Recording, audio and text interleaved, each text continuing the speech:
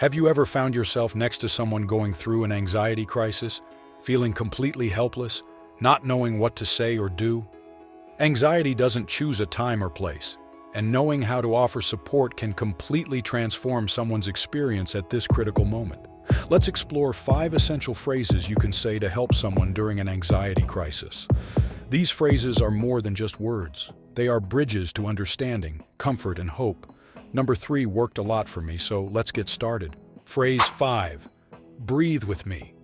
Breathing is a powerful tool for controlling anxiety. Instructing someone to breathe with me during a crisis can help regulate the heart rate and promote calm. This phrase is an invitation to joint action that can have an immediate effect on the person's emotional state. Demonstrate slow, deep breathing as a guide. This exercise not only helps to reduce the physical symptoms of anxiety, but also strengthens the bond between you, showing that you are sharing the moment and struggling together. One of the most effective things I've learned about helping someone with anxiety is the importance of breathing. Yes, something as simple as saying "breathe with me" can make a big difference. I'll tell you an example that illustrates this well. One day, I was with a friend who started having an anxiety attack right in front of me. She was panting, and I could see the panic in her eyes. I remembered something I'd read about how breathing can calm the nervous system, so I gently suggested, "Shall we try breathing together? Just follow my rhythm." We started breathing deeply, inhaling through the nose and exhaling through the mouth in a slow and controlled way. At first, she struggled to keep up, but after a few breaths, she began to synchronize with me. After a minute or two, I could see a visible change. The look of panic began to dissipate, and she told me that she felt calmer, more present. That moment reinforced for me how the action of breathing together is not just about the physical act of controlling the breath. It is also an act of connection, a reminder that she was not alone in that difficult moment. By sharing this experience, we created a safe space, a bubble of calm in the midst of the storm. Breathe with me is a powerful tool because it's something you can both do together, creating synchronicity and a shared sense of being present. It also helps you focus on something concrete, the breath, which can be incredibly useful for breaking the cycle of anxious thoughts. So the next time you come across someone in crisis, remember that simple acts like breathing together can be profoundly impactful. It's a gesture of solidarity, showing that you're willing to enter that vulnerable space with them and help them find a way back to calm. Number 4, how can I help?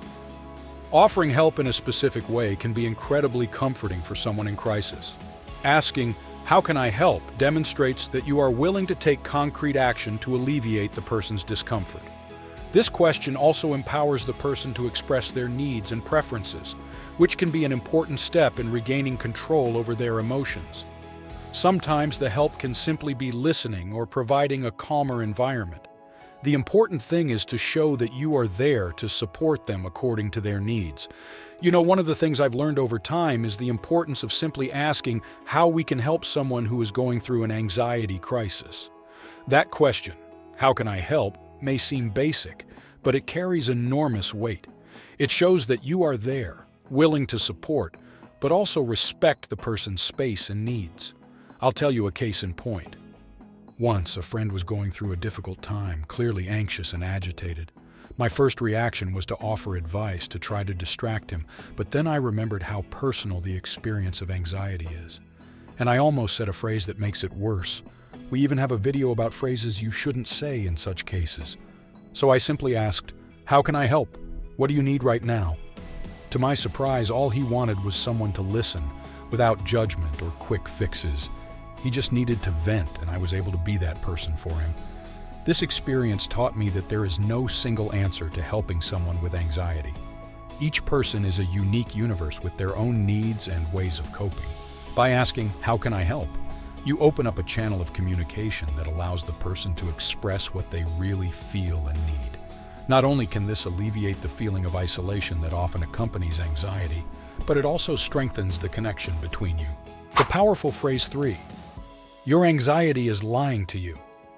Anxiety has the power to distort reality, making worries seem insurmountable. Saying your anxiety is lying to you helps the person to question the negative narratives their mind is creating. This phrase doesn't minimize the feelings of anxiety. On the contrary, it validates the person's struggle, while offering a perspective that what they're feeling doesn't reflect the full reality.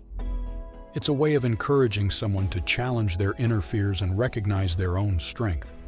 Have you ever noticed how our mind sometimes seems to have a life of its own during an anxiety crisis? It creates scenarios and stories that make us feel like we're trapped in a horror movie where we're both the protagonist and the victim. I've been there, and I know how difficult it is to differentiate between what is real and what is a product of anxiety. In one of these moments, a friend sat down next to me and said something that really got to me. "Your anxiety is lying to you." At first, I was a little surprised, but as I reflected on those words, I began to see things differently. He wasn't minimizing what I felt. On the contrary, he was helping me to recognize that anxiety distorts our perception of reality. Let's think together here. How many times have you worried about something that in the end didn't happen or wasn't as bad as you thought? Our anxiety is an expert at creating doomsday scenarios that rarely come true. Recognizing this won't make the anxiety go away immediately, but it can give you a foothold, an anchor in reality when the waves of anxiety try to sweep you away. So when I say your anxiety is lying to you, I'm sharing a powerful tool that you can use. It's a way of putting a pause on the scary narrative your mind is telling you and asking, is this true? Is this real? With time and practice, this simple question can help disarm the triggers of anxiety, making it less scary and more manageable. And remember, you're not alone on this journey. 2. You're safe, and this will pass. During an anxiety attack, it's common to feel an imminent danger, even if there is no real threat. By saying, "You are safe, and this will pass," you help bring the person back to the present, reminding them that the intense sensations are temporary. This phrase acts as a beacon of hope, guiding the person through the storm of emotions. It is crucial to pronounce these words calmly and with conviction, offering a safe haven until the waves of anxiety subside. Understanding that the feeling of danger during an anxiety attack is intense but does not reflect reality is a crucial step in helping. I always remember a situation with a coworker who, in the middle of a busy day, began to feel the overwhelming symptoms of anxiety. She was paralyzed, breathing rapidly, and I could see the worry in her eyes, as if something terrible was about to happen. At that moment, I approached her calmly, kept a respectful distance, and said softly, "You're safe here, and this will pass." The key was my calmness and certainty. I wasn't just saying empty words. I was sharing a truth that she couldn't see at that moment. We continued talking briefly about simple things, like the color of the sky that day, to help anchor her in the present. Over time, this colleague told me how these words were a beacon of light in the midst of the chaos she felt. "You are safe, and this will pass," is not only a reminder that the current situation is temporary, but also an affirmation that the person is not alone in their struggle. It's a recognition that, although the storm of emotions is strong, it will subside and calm will return. These experiences reinforce the importance of being beacons of hope and safety for those around us. Reminding someone that they are safe and that the difficult time will pass is more than comfort. It is a bridge to tranquility and recovery. And the last, and one of the most important, number 1, I am here with you. Presence is powerful. In the maelstrom of an anxiety crisis, a person can feel tremendously alone, even surrounded by people.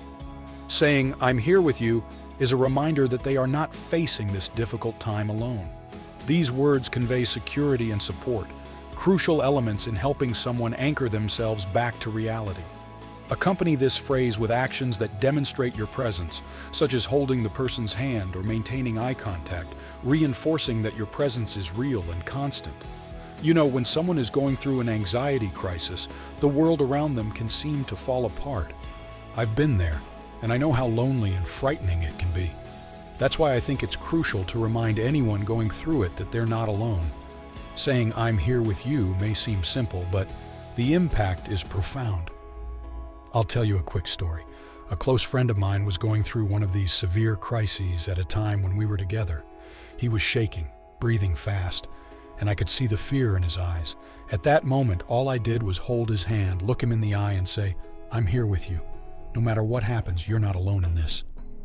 We stayed like that in silence for a few minutes until his breathing began to slow down. Later, he told me that this was the anchor he needed to come back to reality. That moment taught me that our presence, our ability to be there, really there, can be a beacon of hope in the middle of the storm. You don't need to have all the answers or make grand gestures. Sometimes it's just a matter of holding a hand, offering a hug, or simply sitting next to the person, showing by your actions that they are not facing their monsters alone. So the next time you come across someone in an anxiety crisis, remember the power your words and presence have. "I'm here with you" is much more than a phrase. It's an act of love and a promise of safety. And believe me, that can make all the difference. If you found it useful to learn about how to support someone in crisis, you'll find even more value in identifying and changing the habits that may be contributing to your own anxiety. In our next video, we're going to discover 06 stupid habits that cause you anxiety. We'll uncover everyday behaviors that, although they may seem harmless, could be increasing your anxiety levels without you even realizing it.